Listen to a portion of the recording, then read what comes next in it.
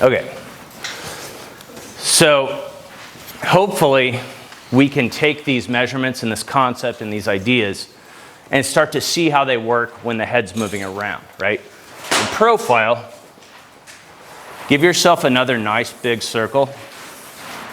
And again, you'll probably get to the point to where this becomes a lot easier because we're drawing a lot of circles as we get through all this, right? Okay. So again, this is the cranium. This is has nothing to do with the jaw. So a profile, we're looking at the side. We can't see anything but half of the face, right? We're limited to just the contours kind of thing. But again, this is a cranium, and we need to carve away that side plane. So before we talked about how, like, okay, when we carve that away, it should be about 2/3 of the size of the cranium, right? So because this is like a completely side view, we're gonna draw another circle that's going to be that carve away right here. But it has to consume 2/3 of the space here, right? So you'll get better at looking at this and estimating this. But if you need help with that, you can go back to the same thing we did before, where we go in half, then we divide that into 1, 2, 3, 1, 2, 3. Or when you start drawing, hopefully you'll get to this point to where you can estimate, okay, that's about where that should come in, that's about where that should come in. So I usually give myself some marks, and then I follow those marks by drawing a concentric circle, one that's really, really close. Whoops. One that's really close to the same. Yes, I knew that was going to happen. That's why I got more. To the same aspect of the circle that we drew before. So we want the same amount of space out here, right? And it should consume about 2/3 of the space, but it's got to be in the middle. All right.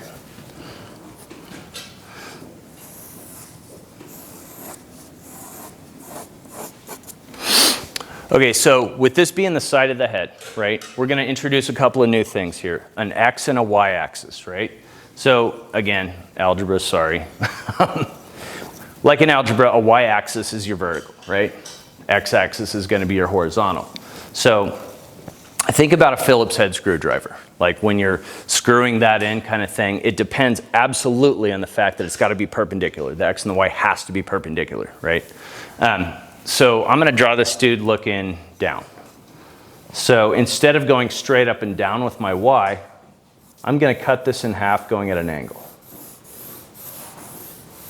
We're going to call that my Y axis, right? So this is what dictates how the spine is curving to the head and how the head's moving up and down, okay? So now we need an X axis, but it has to be perpendicular to this. So we can't do like this or this, bless you. We have to do something that is as close as perpendicular as possible, right? So it should be a pretty clean quartering of that. So our X axis determines our brow, like it did before, okay? So what we're gonna do for that X axis is we're actually gonna push that all the way out to the front of the face.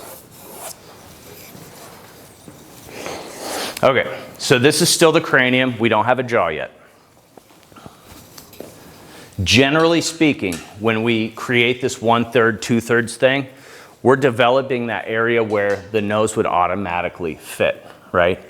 So that way we don't have to measure all the time, okay? If we just get used to thinking about this being 2/3 of the hole, you define how large the hole is, we cut away that 2/3, and everything should drop into place. So this will actually be where the nose is if you made this the correct ratio, okay? So what I'm going to do now is I'm going to create a parallel line to this coming from here. Like this has to be parallel, right? Because this person's like straight looking one direction thing. So this will be our brow, this will be our nose, okay? So something we need to do in profile when we're creating the jaw, okay, we need to create that shape for the jaw in kind of a generic way. This is going to be the top of the head. As we come around there and it hits the brow, you're going to create a line that is parallel to your y-axis from here out here. That's why we developed that y-axis in the first place, right? So if this shows me like the verticality of the head, the nose has to conform to that. That's why we need that parallel thing going on, right? So we just bring it straight down. A mistake I see a lot of students make is that they want to curl this around. And that's not happening, right? Otherwise, we're compromising the jaw. Okay, so let's go back to the whole thirds thing, right? If this is a third, and we know this has to be the same as this, all we got to do is measure, right? This, bring it down here, and mark it off. We know that that's going to be where the jaw ends, right? So you'll want to measure whatever this dimension is for you, bring it down, make a mark. That's going to be the bottom of the chin. Now the ear typically sits back in this location, like right behind this crosshair. I always think of that crosshair as actually literally being like in the middle of my temple, right? Ear's got to drop back. Again, that whole jaw thing, right? We've got this, this bony structure. We've got that jaw that sort of is a component in here. We can start our jawline here. And then we can create that generic sort of almost mannequin type face from there. So I always kind of like to draw the ear in here, roughly between the two. That way it kind of gives me a good understanding of where I need to go ahead and create that jaw, right? And when I bring that down, I bring it down straight for a bit, then I curve it. Because, when you feel your jawbone, at a certain point you hit this area and then it comes forward. Right? Okay, so thinking a little bit about this out here, right? This is too much. We started with this, which was awesome, but we actually have to carve some of that away, right? If you feel on the back of your head, you've got a bone, right? You've got this like protrusion on the back of your head. And if you follow it around, it kind of hits your ears or the top of your ears. That occipital bone back there, okay, that's like the last bone in your cranium before your vertebrae start. So when our heads move like this, that bone is an anchored point, but we can go ahead and change the way that the neck works from there. So if we're looking down like this, we're going to have a really cramped situation here, but this has to elongate, right? So what I'm going to do first is I'm going to bring this in. That occipital bone would exist somewhere out here.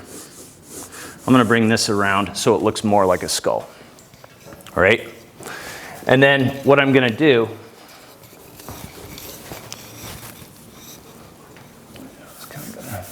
I'm going to bring this down straight for the most part, and then back. Kind of hard for me to imagine without a model, right? But this is going to be super, super, super scrunched in because we'll have the rest of the neck going on here. Actually, I think I need to bring that out like that. Shoulder here kind of thing. Helps me think about the whole bust. Okay, so since before we defined halfway between the nose and the chin, that was going to be our mouth line, we'll just put a little hash mark in there. And this is all about the contour. So if we're drawing in profile, we have such limited amount of information. We don't have the two sides of the face to look at foreshortening and how it changes from one side to the other. So we really have to pay attention to the profile. And for this, it's hard for me to create a really great contour because I don't have a model. If I were looking at a model, I start to look at how this angle in here, negative space wise, sort of works with this angle back here, okay, where my brow goes back. I look at how much is scooped away under the nose, that kind of thing. What I generally do in a kind of a generic situation is I build my brow line out a little bit like this, and then I bring it back. Because this does come out, right? We feel that, it comes out. Now our ocular cavity then is going to sit back in here somewhere. And then this is going to come out and be about the tip of the nose kind of thing. Now, generally speaking, our nose protrudes further than the brow, okay? So since I brought the brow out to about this space, which generally is how our chin goes as well, I'm going to exaggerate the nose out a little bit further. I'm just going to create kind of a simple side profile boom, boom thing, like tip of the nose. Now I see that maybe I've made this mark a little bit too low. Looks like the top lip would be a little too much, so I'm gonna bring it up just a touch. There we go. And then again, I'm gonna pull this lip out a little bit, this top lip out. I'm gonna get what's called, and I always like, it's always weird for me to talk about this, but the muzzle. We have a muzzle, it's a thing, which would exist like kind of out in this area. I'm gonna add that bottom lip out here. I'm gonna build out my chin profile.